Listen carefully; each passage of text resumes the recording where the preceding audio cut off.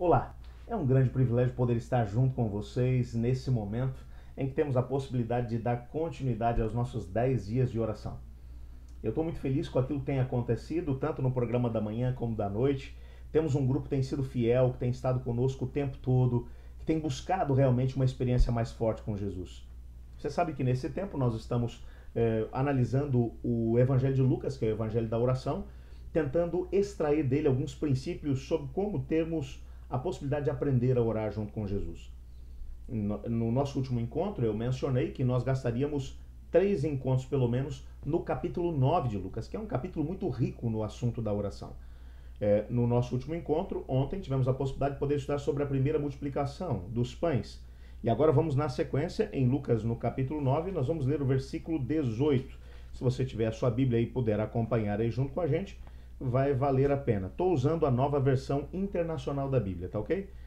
Lucas capítulo 9, verso 18.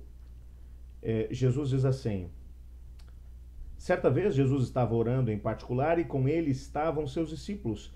Então lhes perguntou: quem as multidões dizem que eu sou? Para a gente poder compreender aqui esse texto, eu queria ler o texto paralelo dele, que é o texto de Mateus, capítulo 16, versos 13 a 20. Ok? Mateus 16, versos 13 a 20. Que diz assim: chegando Jesus à região de Cesareia de Filipe, perguntou aos seus discípulos: quem os outros dizem que o Filho do Homem é?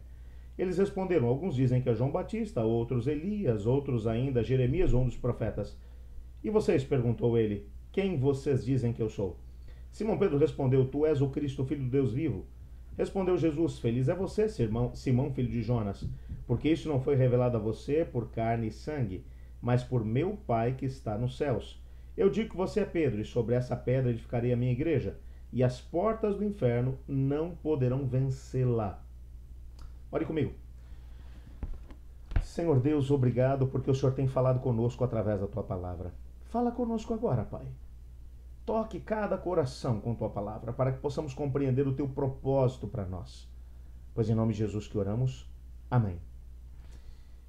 Lucas, no capítulo 9, verso 18, mencionou que Jesus foi para essa região que Mateus, capítulo 16, verso 13, reconhece como a região de Cesareia de Filipe. Cesareia de Filipe estava lá no extremo norte de Israel, mesmo lá no extremo norte, quase saindo já do país. Uma região que não possuía muitos judeus, a maior parte das pessoas ali não conhecia Jesus, diferentemente da região da Galileia, onde Jesus era extremamente popular, diferentemente da Samaria, onde Jesus também já tinha pregado e era muito conhecido, diferente também de Jerusalém. Jerusalém também ele era muito conhecido no extremo sul. A grande questão é que em Jerusalém e na Judéia não haviam tantos seguidores assim de Jesus. Jerusalém era conhecida como o centro da cultura e o centro da religião do país. A maior parte das grandes escolas rabínicas estavam lá. Lá estava o templo, lá estava uma grande quantidade de sacerdotes, de rabinos, de mestres da lei. E Jesus não era tão popular porque Jesus ignorava completamente as tradições. Ele não deixava de lado, assim diz o Senhor. Isso norteava a sua vida. Mas todo o aspecto das tradições que haviam se acumulado no decorrer dos séculos, e Jesus simplesmente deixou de lado, principalmente em relação ao sábado. E Jesus curava as pessoas no sábado e ele era criticado por isso. Os líderes religiosos chegavam e diziam assim: tem 6 dias para você curar, por que vai curar no sábado? E Jesus olha para eles e fala assim: olha, tem uma coisa para poder falar para vocês são um bando de hipócritas. Quando o animal de vocês cai lá dentro de um buraco no sábado, vocês vão lá tirar. Mas quando uma criatura como essa, um filho de Deus, está sofrendo, vocês querem que ele espere até o dia seguinte para poder ser curado? O sábado foi feito por causa do homem, não o homem por causa do sábado. Vocês inverteram as coisas. Você pode imaginar que os líderes religiosos não eram minimamente fãs de Jesus. Aliás, os evangelhos vão deixar claro que eles tomaram a decisão de poder perseguir, prender e matar Jesus. Por isso Jesus se afasta da região da Judéia, passa por Samaria, passa pela Galileia. Os discípulos estão esperando que ele vá para o seu quartel-general em Cafarnaum, mas ele continua a viagem e ele vai direto até Cesareia de Filipe. E ele vai para lá para quê? Lucas vai dizer, ele vai para lá para poder orar. Por que ele vai gastar um tempo em oração aqui? Qual é a motivação dele? Ele havia chegado ao final do seu ministério. 3 anos e meio junto com seus discípulos, ele sabia que na hora que ele saísse de Cesareia de Filipe, ele ia começar a descer e ele ia para Jerusalém para sua última viagem. Ele ia para Jerusalém e não ia voltar de lá. Ele já sabia, o Espírito Santo já tinha revelado para ele que ele não voltaria mais. O coração dele estava pesado. E o grande questionamento que ele tinha no coração naquela altura era: eu escolhi esses 12. Eu orei por eles, eu pedi iluminação do céu, o Espírito Santo me levou a escolher esses 12, mas será que eles vão ter condições de poder levar adiante o trabalho que tem para poder ser feito? E Jesus mesmo reconhecia que ele não tinha conseguido alcançar tudo aquilo que se imaginava que ele conseguiria. O apóstolo Paulo vai citar, por exemplo, o maior número que é citado por ele, são cerca de 500 discípulos que foram testemunhas da ressurreição de Jesus. Não houve conversões em massa por ocasião da chegada de Jesus. As grandes conversões foram acontecer depois do Pentecostes. Então Jesus, nessa altura, eu quero te lembrar que aqui é Jesus, o segundo Adão, não é a segunda pessoa da Trindade Divina, mas é o segundo Adão que está aqui com alguns questionamentos no coração, sentindo que o seu tempo terminou, e ele vai percebendo que os discípulos o tempo todo estavam preocupados com uma coisa: quem ia ser o maior na hora em que Jesus estabelecesse o reino. Estavam preocupados com posições, estavam preocupados com cargo, estavam preocupados com funções. Eles estavam doidos para poder institucionalizar o reino de Deus, para que eles tivessem cargos e funções. E Jesus vai olhar para isso e isso vai pesar no seu coração. E ele vai agora para essa região de Cesareia de Filipe, onde não tem multidões o seguindo, ele não é conhecido por lá, para poder orar, para tentar centrar a sua vida, porque ele sabe que na hora que ele fizer a última viagem de volta, é a última. Ele não volta mais. E depois que ele termina o seu momento de oração, é interessante isso aqui. Ele vai ter um encontro com os discípulos, ele vai perguntar: olha, vocês que estão aí no meio do povo, quem o povo diz que eu sou? O que o pessoal está falando de mim por aí? Não sei quem foi que falou, mas um deles disse assim: olha, alguns dizem que o senhor é João Batista que voltou dos mortos. Aliás, a gente viu ontem que o próprio Herodes achava isso. Herodes estava doido para se encontrar com Jesus, até para poder persegui-lo, porque achava que era João Batista que tinha voltado dos mortos. Ele tinha mandado decapitar João Batista e achava que agora Jesus era João Batista que tinha ressuscitado. Mas eles continuam dizendo: olha, outros dizem que o senhor é Elias. Olha que profeta fantástico é esse.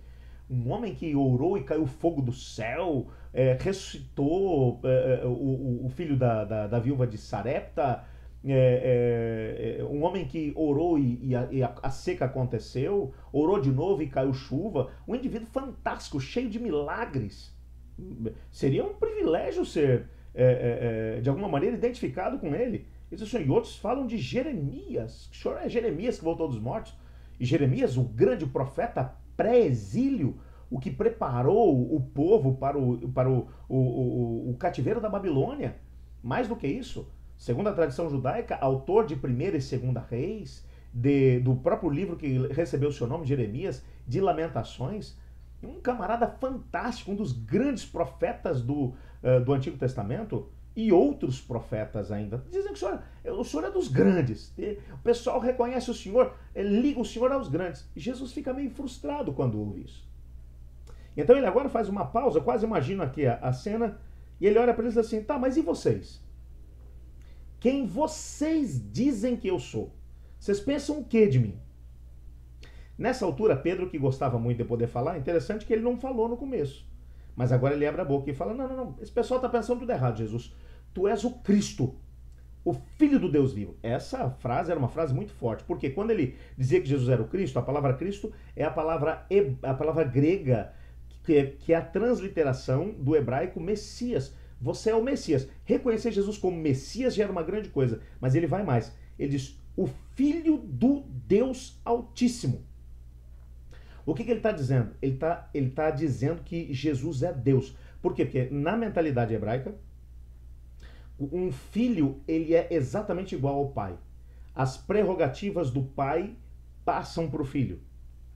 Quando ele diz que Jesus é o Filho do Altíssimo, ele está chamando Jesus de Deus. É a primeira vez que um dos discípulos vai reconhecer Jesus como Deus. Quando Pedro fala isso, isso enche o coração de Jesus de alegria. E Jesus vai dizer: Pedro, não foi carne e sangue que te revelou isso. Não foi nenhum ser humano que te revelou isso. Não foi. Mas foi o próprio Pai que te deu essa revelação, Pedro. E Jesus agora vai além. Ele vai dizer assim: você é Pedro, e sobre essa pedra edificarei minha igreja. Existe muita discussão em cima disso. Eu não vou entrar nos méritos da questão, eu vou apenas te mencionar o que no grego existe aqui. Jesus faz um jogo de palavras. Ele usa aqui duas palavras gregas. O nome Pedro é uma palavra grega que é Petros. Petros significa o quê? Uma pedrinha pequena, um cascalho, uma pedrinha pequena. Mas Jesus vai usar aqui duas palavras. Ele vai dizer assim, ó, tu és Petros, uma pedrinha pequena. Mas sobre a Petra, Petra é uma rocha imensa, enorme, única.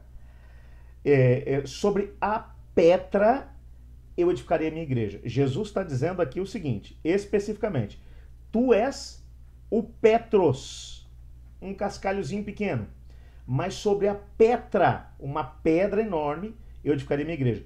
Qual é essa pedra enorme? Bom, os evangelhos vão dizer pra gente que a pedra que os construtores rejeitaram se tornou pedra angular, e essa pedra é Cristo Jesus. Cristo é a pedra sobre a qual a igreja foi edificada. E Jesus aqui está fazendo apenas um jogo de palavras com Pedro. Ele diz, você é o Petros, é uma pedrinha pequena, mas sobre a grande rocha eu vou edificar a minha igreja, a rocha que é Cristo. Mas a ideia é assim, ó, você vai fazer parte dessa construção, você vai estar junto nessa construção. Você não é a rocha que vai servir de alicerce, mas você vai estar junto. Porque o cascalhozinho ele vai servir lá também para poder ajudar a fazer com que todos os tijolos e as demais pedras que vão ser colocadas em cima para poder edificar a igreja funcionem. Pedro era um desses cascalhos pequenos, você faz parte também dessa construção, eu faço parte dessa construção. Todos nós somos pequenas pedras, mas a grande rocha sobre a qual a igreja foi edificada foi ninguém menos do que Cristo Jesus.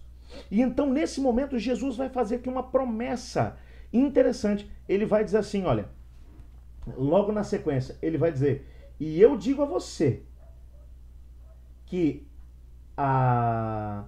eu edificarei a minha igreja, deixa eu ler aqui o texto de novo, e eu digo que você é Pedro, ou o Petros, e sobre essa Petra, ou a rocha, edificarei a minha igreja, e as portas do inferno não poderão vencê-la. Essa é uma das promessas mais fantásticas ditas por Jesus. Cristo está dizendo o seguinte, olha, eu vou edificar a minha igreja, e as portas do inferno não poderão vencê-la. A linguagem grega que é usada aqui é a seguinte, a ideia de que as portas do inferno não podem vencer, a gente tem a impressão de que o inferno está atacando a gente o tempo todo, de que o Satanás está atrás da gente, querendo pegar a gente pinta esse quadro de uma maneira bem intensa. O diabo, que é o grande vilão, ele vem para cima, ele vem para cima. O interessante é que Jesus está dizendo aqui, a imagem que Jesus está pintando aqui é uma imagem que vai exatamente ao contrário. A Bíblia não minimiza as forças do mal. Mas a imagem que Jesus está colocando aqui é a seguinte, olha, a rebelião fez com que o diabo se tornasse o príncipe desse mundo.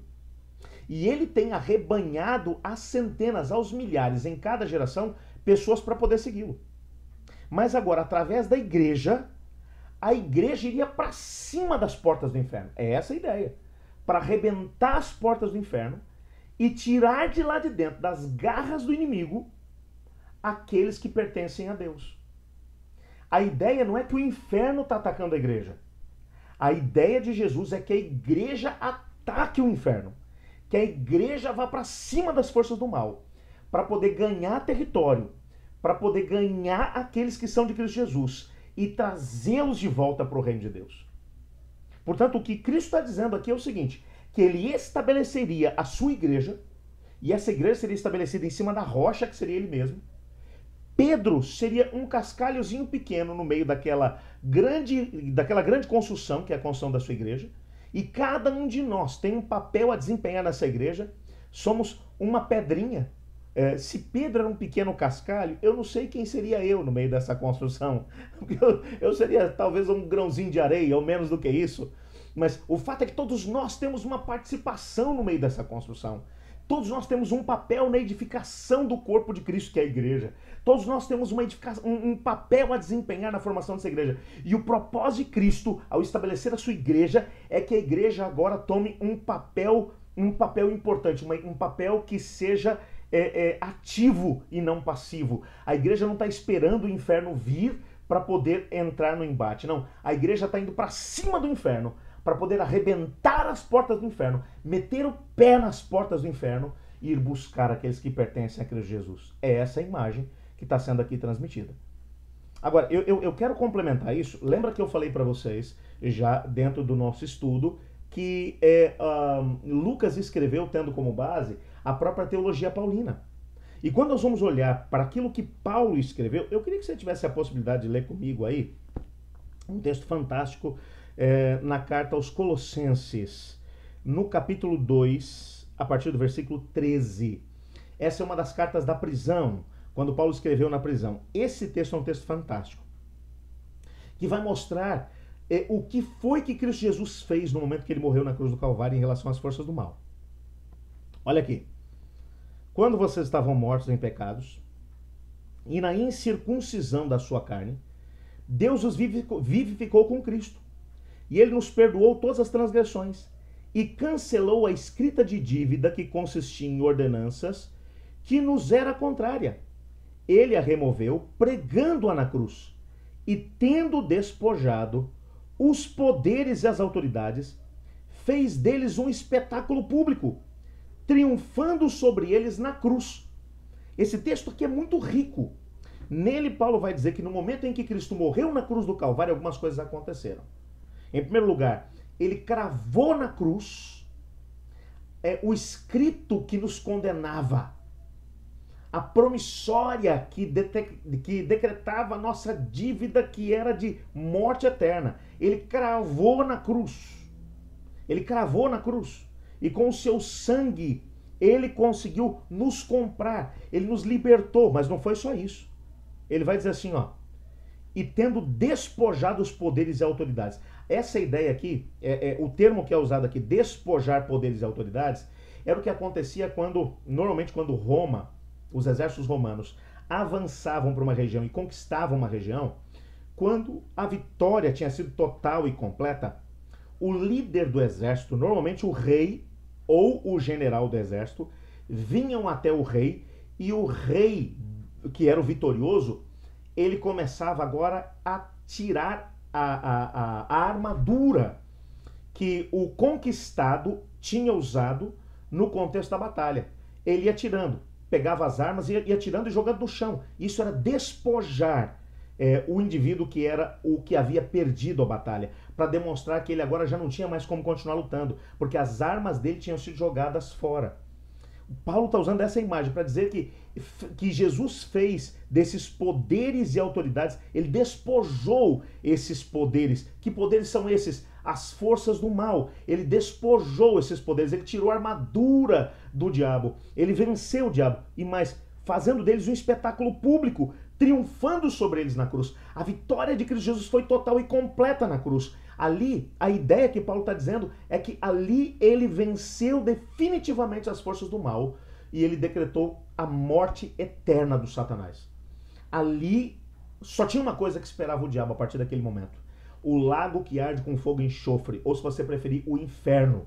Porque a vitória de Jesus foi total e completa sobre as forças do mal, amém? Ele venceu na cruz do Calvário, ele venceu e despojou esses poderes e autoridades. Bom, mas aí você vai dizer, pastor, tem algumas pessoas que têm dificuldade de poder compreender esse texto e dizem que a partir da cruz de Cristo já não tem mais luta para poder vencer. Não, não é isso que Jesus está dizendo. O que Paulo está dizendo aqui é que Jesus venceu definitivamente as forças do mal, que tirou deles a possibilidade de vencer a guerra. Eles não têm mais a possibilidade de vencer a guerra. Mas ainda existem algumas batalhas que estão acontecendo à nossa volta. É por isso que a outra carta da prisão, a carta aos Efésios, agora no capítulo 6, a partir do verso 10, olha o que Paulo vai dizer aqui. Finalmente fortaleçam-se no Senhor e no seu forte poder, vistam a armadura de Deus, para poderem ficar firmes contra as ciladas do diabo. Pois a nossa luta não é contra seres humanos, mas contra os poderes e autoridades, contra os dominadores desse mundo de trevas, contra as forças espirituais do mal nas regiões celestes. Por isso, vistam a armadura de Deus, para que possam resistir no dia mau e permaneçam inabaláveis. Depois de terem feito tudo, assim mantenham-se firmes, cingindo-vos com o cinto da verdade, vestindo a couraça da justiça, tendo os pés calçados com a prontidão do evangelho da paz. Além disso, usem o escudo da fé, com o qual vocês poderão apagar todas as setas inflamadas do maligno. Usem o capacete da salvação, a espada do Espírito, que é a palavra de Deus. Orem no Espírito em todas as ocasiões, com toda oração e súplica. Tendo isso em mente, estejam atentos e perseverantes na oração por todos os santos. Orem também por mim, para que quando eu falar, seja-me dada mensagem, a fim de que destemidamente torne conhecido o ministério do Evangelho, pelo qual sou embaixador preso em correntes. Orem para que, permanecendo nele, eu fale com coragem como me cumpre fazer. Olha o que Paulo está falando aqui. Paulo vai dizer que apesar... Olha, e eu quero só te lembrar que essas duas cartas foram escritas na mesma altura, por ocasião da primeira prisão de Paulo em Roma. A carta aos Efésios e a carta aos Colossenses foram escritas na mesma época. Então, não pode haver uma contradição entre um e outro. Lá em Colossenses, ele disse que Jesus, ele despojou, ele tirou a armadura das forças do mal. O Satanás estava na frente da cruz e quando Jesus disse, está consumado, Jesus humilhou o diabo, tirou a armadura dele, tirou o poder e a autoridade que ele tinha sobre o nosso planeta. Tirou. O planeta voltou a ser do Senhor Jesus, ele é o Senhor absoluto do planeta. E ali ele decretou a destruição final do diabo. Mas agora, Paulo está dizendo na carta aos Efésios que a gente deve usar armadura. Por quê? Tem batalhas para serem concluídas ainda, para serem vencidas ainda. É bem verdade que o diabo, a destruição dele já está decretada. Mas como o Senhor Jesus deu liberdade de escolha para todos nós, até que a última pessoa do planeta tenha a possibilidade de poder escolher se vai aceitar a salvação em Cristo Jesus ou se vai ficar do lado da rebelião, o Senhor Jesus continua ainda dando oportunidade. E as forças do mal ainda têm algum tipo de autoridade para poder continuar trabalhando, continuar agindo. Você vai se lembrar, por exemplo, que a Segunda Guerra Mundial, existe um dia que é chamado dia D, que foi quando as forças aliadas conseguiram tomar a Normandia. Quando essa vitória das forças aliadas contra as forças alemãs aconteceu, a história vai mencionar, esse foi o dia D. A partir dali, a vitória ficou garantida para as forças aliadas. Entretanto, ainda cerca de um ano depois, ainda aconteciam batalhas isoladas em vários lugares. O que Paulo está dizendo aqui é exatamente a mesma coisa. O dia D para a vitória da humanidade foi aonde? Na cruz do Calvário, quando Jesus morreu. Ali ele venceu definitivamente, ele despojou as forças do mal do seu poder e da sua autoridade. Entretanto, o mal ainda continua agindo. E vai continuar agindo até o momento em que Jesus Cristo aqui voltar para poder lançar o diabo, a besta, o falso profeta, todos os demônios dentro do lago que arde com fogo e enxofre, ou inferno, para poder destruir tudo isso. Até lá, haverão batalhas a ser travadas. E o que Paulo está dizendo aqui é o seguinte: quer vencer? Usa armadura. Entenda que você está no meio de uma batalha. Entenda que você não está nesse mundo a passeio. Entenda que existem lutas para poderem ser travadas. Me desculpa, amigo. A armadura não é um negócio que você usa para poder ir passear no shopping. A armadura não é um troço que você bota para poder ir tirar férias na praia. A armadura é uma coisa que você usa para poder ir para a batalha, para a luta. É a imagem aqui, mais uma vez, das legiões romanas marchando para poder conquistar. Quando um soldado romano pegava a sua armadura e vestia a sua armadura, ele sabia de uma coisa: estou indo para a guerra. E ele não ia para brincar. Ele usava cada parte da sua armadura para poder ir para cima do inimigo. A ideia de quem está usando uma armadura não é de alguém que está usando a armadura para se defender. Não, é alguém que está usando uma armadura para poder avançar, para poder ganhar terreno, para poder conseguir conquistar. Esse mundo é de Cristo Jesus. E cada pessoa que nós alcançamos para o reino de Deus, nós estamos ganhando terreno para Cristo Jesus. É Cristo Jesus avançando para dentro das portas do inferno, arrebentando as portas do inferno para poder buscar aqueles que pertencem a Deus. Eu poderia te falar muito sobre isso aqui, mas deixa eu fazer uma aplicação disso aqui e com isso eu vou terminar minhas considerações. Olha o que a Bíblia está dizendo para a gente. Jesus estabeleceu a sua igreja com um propósito. A igreja foi estabelecida em cima de Cristo Jesus. Pedro era uma das pedrinhas que foram usadas para poder edificar a igreja. Eu e você fazemos parte dela. Mas a igreja foi estabelecida com um propósito, para que, através desse conjunto de pessoas unidas que formam a igreja, nós somos o corpo de Cristo enquanto igreja, nós recebemos poder e autoridade da parte de Cristo Jesus para arrebentar as portas do inferno. Quantas são as pessoas que nós amamos que estão presas nas garras do inimigo? Fala para mim. Talvez nesse momento eu estou falando com uma pessoa que tem um marido que está longe do caminho do Senhor Jesus. Está nas garras do inimigo. Talvez alguém que tem uma esposa, filhos, que estão presos nos vícios, que estão presos nas garras do mal, e que você olha e fala, não tem jeito. O diabo tem vencido na vida dessas pessoas. O inimigo tem conseguido vitórias na experiência deles. E a gente fica olhando e deixando o inimigo vencer cada vez mais e mais e mais e mais. Até quando nós vamos deixar que esse processo de batalha seja completamente invertido em relação ao que Cristo disse? Cristo disse que a igreja ia avançar terreno, ia ganhar terreno, ia arrebentar as portas do inferno. O poder para que a gente faça isso nos foi dado. Mas ao invés de usarmos esse poder, nós fazemos o quê? Nós nos acomodamos e esperamos que o diabo vá ganhando terreno. E o diabo vai ganhando, ele vai ganhando pessoas, vai tirando gente do nosso meio, vai levando para o lado dele. Quanta gente tem deixado o caminho do Senhor Jesus nesses últimos dias? Quanta gente tem se apostatado no meio desse processo todo? Quanta gente tem deixado o caminho de Cristo Jesus e abandonado as fileiras de Cristo Jesus, e a gente fica olhando e só diz, que judiação, que pena, fulano deixou a igreja. Fulano abandonou o caminho de Deus. Quando na verdade, quem devia estar perdendo adeptos é o Satanás. Ele que tinha que estar perdendo nessa altura.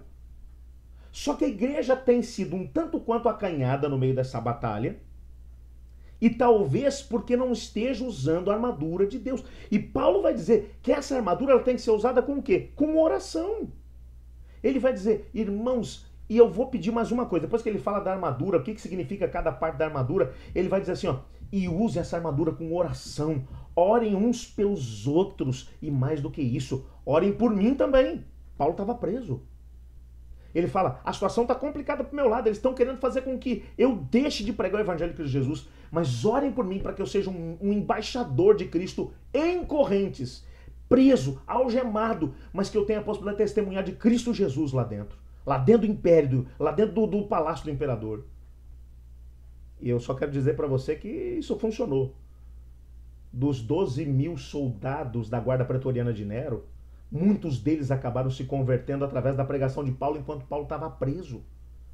É tanto que quando ele vai terminar a carta aos Filipenses, ele vai dizer assim, ó, e os irmãos da casa de César vos saúdam. Ele está dizendo o pessoal do palácio do imperador, tem irmãos nossos agora dentro do palácio do imperador. Era Paulo metendo o pé nas portas do inferno, dentro do palácio do imperador.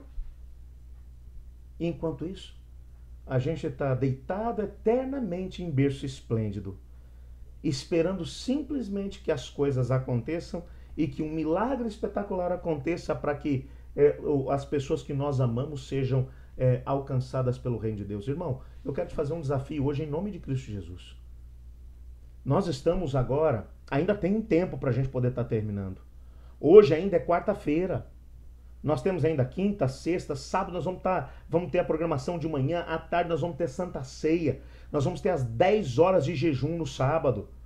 Irmão, ainda dá para a gente poder lutar muito aqui para poder conseguir alcançar vitórias para o reino de Cristo Jesus. Ainda dá tempo. Ainda dá tempo da gente poder buscar, da gente clamar a Deus. Ainda dá tempo. Mas pelo amor de Deus, vamos fazer alguma coisa para essas pessoas que nós amamos. Está na hora de a gente meter o pé nas portas do inferno e dizer para o diabo, perdeu. Perdeu, porque esse aqui é de Cristo Jesus. Meu marido, minha esposa, meus filhos são de Cristo Jesus, não são teus. Mas a gente só faz isso usando a armadura de Deus. E através da oração, através do jejum, através do clamor, através da busca. Olha, Jesus está para poder começar a sua última viagem para Jerusalém. E ele vai gastar tempo orando e pedindo a Deus, Pai, me mostre. E o Pai mostra para ele, ó, esses caras que estão aí. Não são grande coisa, esses apóstolos seus aí. Estão tudo preocupados com poder agora. Um está querendo mandar mais do que o outro. Mas cada um deles vai ser uma pedrinha pequenininha que vai ser edificada em cima de você, que é a rocha. E as portas do inferno não vão prevalecer contra eles. Eles vão entender, vai ter uma hora que eles vão entender, eles vão meter o pé na porta do inferno e o inferno vai ceder, o inferno vai sofrer na mão deles. Ah, amigo, eu quero ver isso acontecer. Em nome de Cristo Jesus. Existem vitórias que nós temos que alcançar, mas para podermos alcançá-las temos que usar as armas de Deus. Chega de ser refém do inimigo. Chega de dizer, não aguento mais, o diabo está vencendo, o diabo está me cirandando, o inimigo está invencido. Chega. Agora é a hora de podermos usar a armadura de Cristo Jesus e usarmos a oração como a grande arma que Deus colocou na nossa mão. Eu termino dizendo a você que a oração é a arma mais poderosa que Deus colocou na mão do ser humano. Mas se a oração já é a arma mais poderosa, ele colocou outra, que é o jejum. O jejum é a potencialização do poder da oração. Porque é quando você entende que você não tem poder para absolutamente nada, mas com Cristo Jesus você pode todas as coisas. Foi por isso que Paulo foi capaz de poder dizer: eu posso todas as coisas naquele que me fortalece. Sozinho eu não sou nada, mas com Jesus eu posso todas as coisas. Eu queria ver minha igreja se levantando no poder do Espírito Santo do Senhor. Eu queria ver minha igreja se levantando, entendendo que o Senhor Jesus já despiu, já humilhou as forças do mal na cruz do Calvário, quando ele pregou o escrito das ordenanças que dizia que nós estávamos destinados à morte eterna. Ele pagou o preço pelos nossos pecados, ele humilhou as forças do mal, ele tirou a autoridade das forças do mal e ele deu autoridade à sua igreja. Ele olha para você e para mim e fala assim: por que? E a gente olha e fala assim: ai Deus, eu quero vencer, Deus me ajuda a vencer. Eu quase imagino o Senhor Jesus olhando e falando: ô miserável, eu já te dei o poder para você vencer, você quer mais o quê? Pega o poder que eu te dei, usa! Você já tem o poder e a autoridade. Aí Deus que fala: eu não consigo vencer, meu Deus, me ajuda. Por que Deus não me ajuda? Eu imagino Deus olhando: mas eu já te dei poder para você vencer, você quer que eu faça mais o quê? O poder está na tua mão. Usa! Eu te desafio hoje em nome de Jesus a usar o poder que está à nossa disposição, através da oração, através do jejum, dessa busca intensa pela terceira pessoa da Trindade Divina, o Espírito Santo de Deus, vivendo em nós. Com essa junção, não existem batalhas que possam ser perdidas. Está na hora da gente meter o pé na porta do inferno, olhar no olho do diabo e dizer: perdeu, porque com Cristo eu posso todas as coisas. Eu quero orar nesse momento pedindo a Deus para que nos dê esse poder e essa autoridade. Senhor Deus, muito obrigado porque na cruz do Calvário o Senhor venceu definitivamente as forças do mal. Despiu as forças do mal do seu poder, da sua autoridade, mas revestiu a tua igreja com poder e autoridade. Ajuda-nos a usarmos esse poder que está à nossa disposição. Nós queremos ser os seus instrumentos. Existem algumas vitórias que nós precisamos, Pai. Nós queremos realmente meter o pé na porta do inferno e dizer para o diabo: perdeu. Vim aqui para resgatar aqueles que são de Cristo Jesus. Dê-nos a coragem para podermos, através da oração, do jejum, da busca, do clamor, de podermos alcançar essas vitórias. Pois em nome de Jesus que oramos. Amém.